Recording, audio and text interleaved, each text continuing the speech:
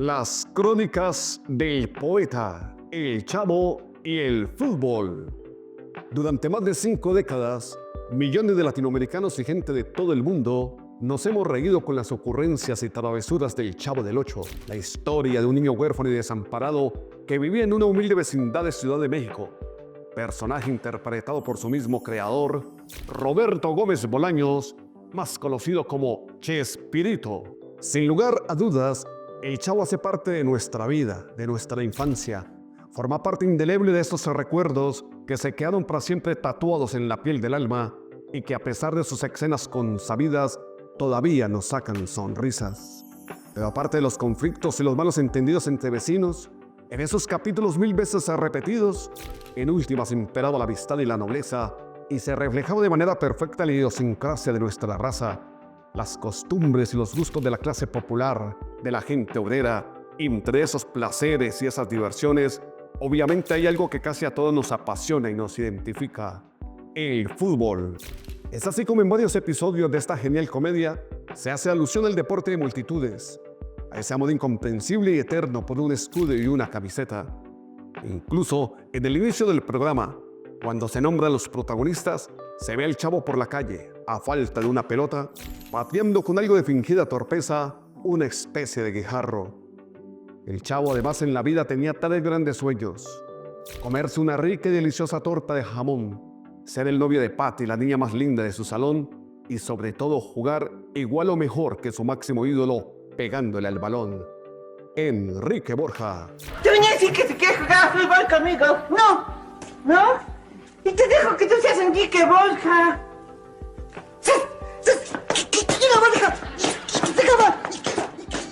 En la actualidad, Enrique Borja es comentarista deportivo para la televisión de su país.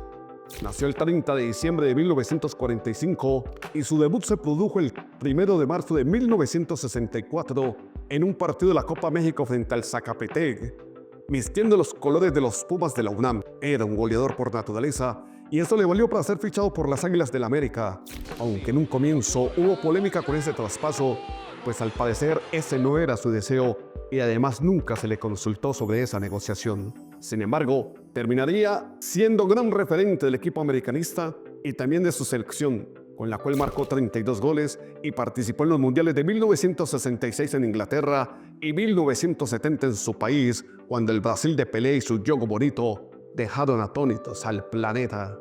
Otro inquilino que se quedó a vivir eternamente en nuestra mente y en nuestro corazón, quizás el más querido por todos y en torno al cual giraban todas las situaciones cotidianamente graciosas en aquel universo de Icopor, era Don Ramón, el papá de la Chilindrina y el único que no le pagaba la renta al señor Barriga, el dueño de la vecindad. A Don Ramón le gustaba mucho el fútbol y en la escenografía de ese hermoso set, en las paredes de su humilde vivienda, se veían banderines de distintas selecciones del mundo. Y cuando quería evadir algún compromiso o simplemente salirse por la tangente, decía una frase que se hizo famosa y célebre, algo muy recurrente: yo le voy al Necaxa. Estoy enamorado.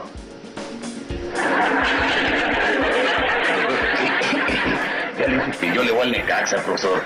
Lo cual era cierto porque en la vida real, Don Ramón, interpretado por el actor Ramón el Loco Valdés, era seguidor de los Rayados de Aguascalientes, como es conocido el Necaxa.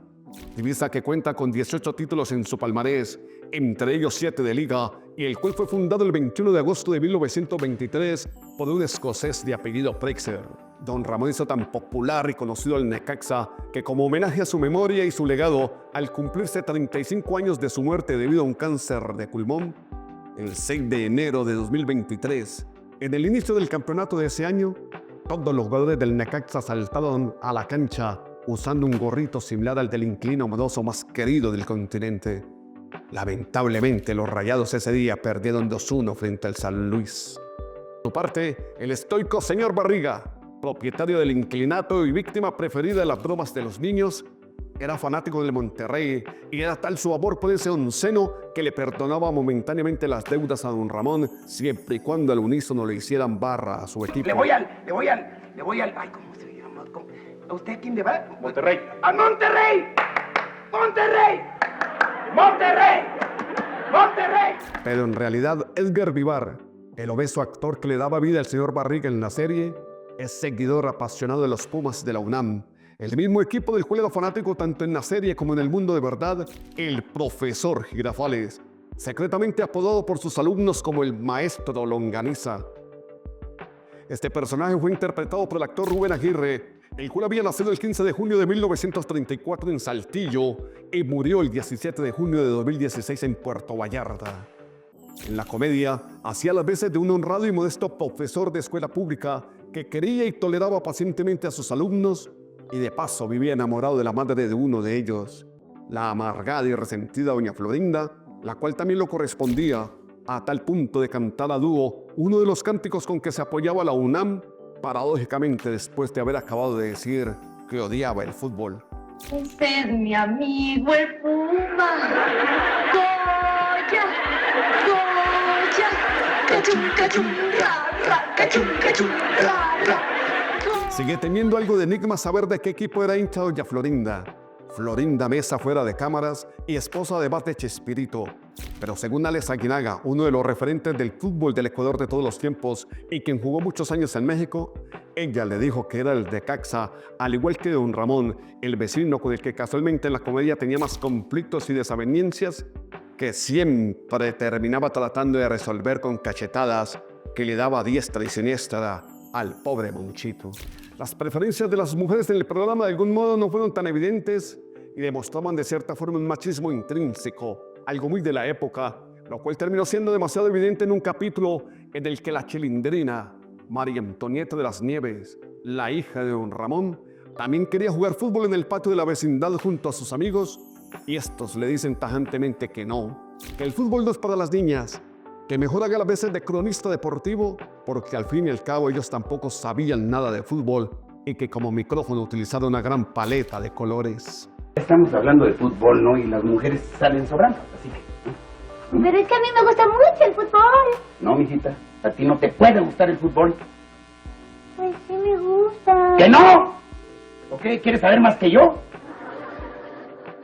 Sin embargo, el caso más contundente es el de la bruja del 71, una solterona ya de edad que vivía locamente enamorada de don Ramón y de la cual los niños sospechaban que tenía poderes mágicos. La actriz que le dio vida a este personaje era Angelina Fernández, y a diferencia del resto del elenco no era de nacionalidad mexicana sino española y se había exiliado del país azteca luego de haber hecho parte de la guerrilla que pretendía derrocar al dictador Francisco Franco. La bruja del 71 era hincha del Real Madrid, el equipo merengue del cual casualmente también era seguidor el dictador que la había desarraigado de su patria y que ella con tanto ahínco combatía. La bruja había nacido el 30 de julio de 1924 en Madrid y murió el 25 de marzo de 1994 en Ciudad de México. El fútbol estaba tan presente en todo momento en los libretos del Chavo que era un recurso a mano para hacer un humor fácil.